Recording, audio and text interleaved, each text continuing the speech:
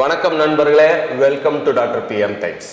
நண்பர்களே, போன பதிவில் நம்ம பாடி காம்போசிஷன் எப்படி இருக்குது, வேரியஸ் லெவல் ஆஃப் ஆர்கனைசேஷன் எப்படி இருக்குது, நம்ம உடம்போட என்டையர் ஸ்ட்ரக்சரில் என்ன இருக்குது அப்படிங்கிறத பார்த்தோம்.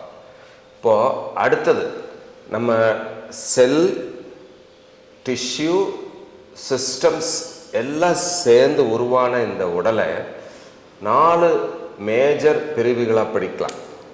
Number 1, skeletal system or skeletal mass, அதாவது நம்ம உடல் எடை கான்ட்ரிபியூட் பண்ணுறது skeletal system or skeletal mass. Number 2, skin plus subcutaneous tissue, skin plus subcutaneous tissue. மூணாவது skeletal muscle, இது வந்து bone, skin, subcutaneous, skeletal muscle. நாலாவது ரிமைண்டர். இந்த ரிமைண்டரில் தான் மீதி எல்லாம் வரும். பிளட்டு, எபித்தீலியம், வேரியஸ் ஆர்கன்ஸு எல்லாமே இதில் வந்துடும். ஸோ இது 4 தான் contributes to the body mass. இந்த 4 எந்த அளவில் இருக்கோ அதை பொறுத்து நம்ம பாடி வெயிட்டு, பிஎம்ஐ, சர்க்கம்ஃபரன்ஸ், பாடி காம்போசிஷன் மாறுபடும். ஸோ இது 4 இருக்கிறத பொறுத்து நம்ம பாடி கான்டரை 3 பேசிக் பிரிவுகளாக பிரிக்கலாம். நம்பர் 1, ஒரு group of individual is called ectomorph அப்படின்னு சொல்லுவாங்க. எக்டோமார்ஃப். நம்பர் 2, மீசோமார்ஃப் அப்படின்னு சொல்லுவாங்க, ஒரு குரூப் ஆஃப் இண்டிவிஜுவல். மூணாவது எண்டோமார்ஃப் அப்படின்னு சொல்லுவாங்க.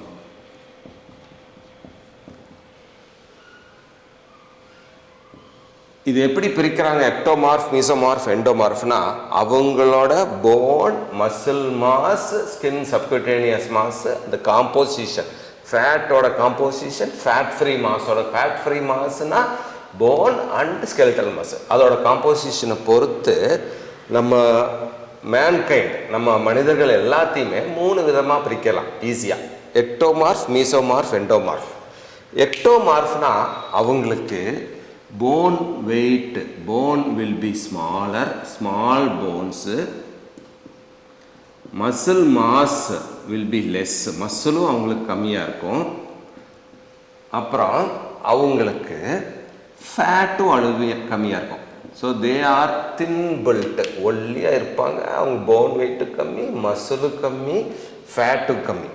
அதுக்கு எக்ஸாம்பிள் வந்து மராத்தான் ரன்னர்ஸ் பார்த்தீங்கன்னா எவ்வளோ சாப்பிட்டாலும் ஒல்லியாக தான் இருப்பாங்க. அவங்களோட ட்ரைனிங்னால அவங்களுக்கு 3மே கம்மியாக இருக்கும். போன் கம்மி, சிறுசு அளவு, டென்சிட்டி, மசில் போன் மாஸ் கம்மியாக தான் இருக்கும்.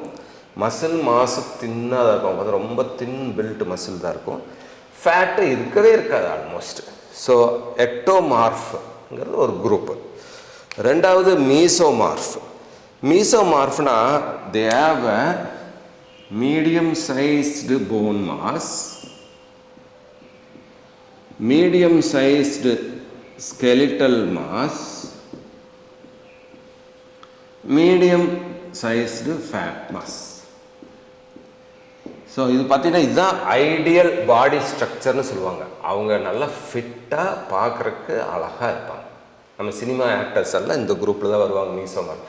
டென்னிஸ் பிளேயர்ஸ், டிப்பிக்கல் எக்ஸாம்பிள் வந்து டென்னிஸ் பிளேயர்ஸ். தே ஹாவ், இதுதான் ideal body composition and body weight, tennis players.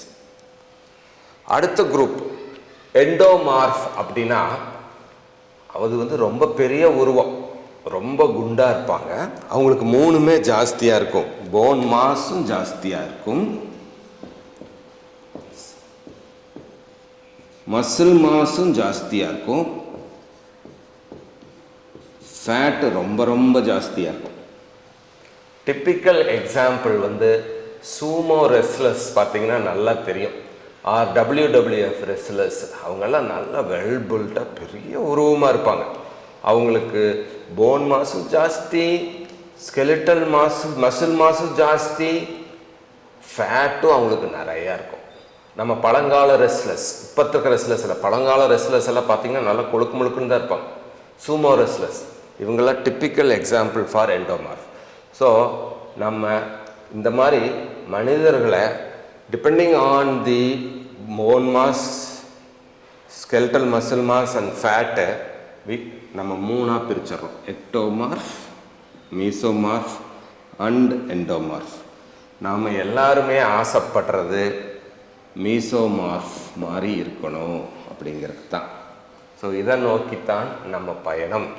Phone mass அளவாக இருக்கணும், ஸ்கெலிட்டல் மாஸ் அளவாக இருக்கணும், ஃபேட் மாஸ் அளவாக இருக்கணும், பாடி நல்லா ஃபிட்டாக பர்ஃபெக்ட் ஸ்ட்ரக்சராக இருக்கணும், பார்க்குறக்கு ஃபிட்டாக அழகாக தோன்றுவாங்க. ஸோ அவங்க தான் மீசோமார்ஃப். நன்றி நண்பர்கள்.